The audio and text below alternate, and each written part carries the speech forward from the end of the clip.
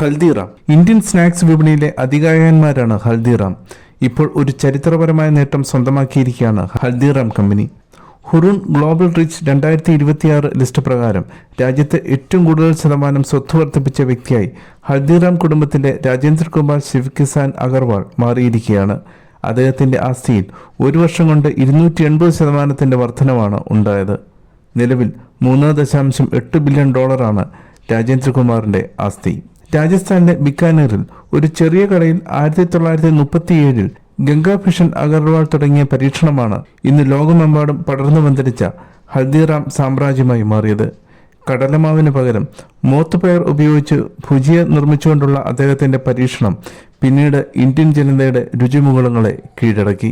അദ്ദേഹത്തിന്റെ ചെറുമകനായ ശിവകിഷൻ അഗർവാൾ ബിസിനസിനെ ഇന്ന് കാണുന്ന ഉയരങ്ങളിലേക്ക് നയിച്ചു.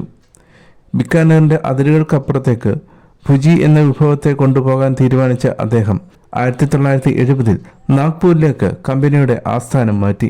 രുചികരമായ വൈവിധ്യമാർന്ന മധുര പലഹാരങ്ങളും പാനീയങ്ങളും വിപണിയിലെത്തിക്കുന്നതിനായി ഉൽപാദന യൂണിറ്റ് തുറന്നു.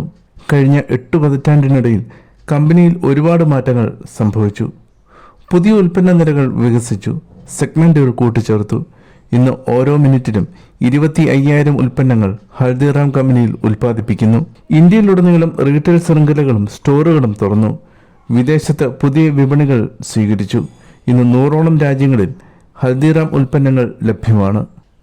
സിംഗപ്പൂർ സർക്കാരിന്റെ ടെമാസക് ഉൾപ്പെടെയുള്ള വമ്പൻ നിക്ഷേപകർ ഹൽദിറാമിൽ പണമൊഴുക്കുന്നത് ബ്രാൻഡിന്റെ കരുത്ത് തെളിയിക്കുന്നു.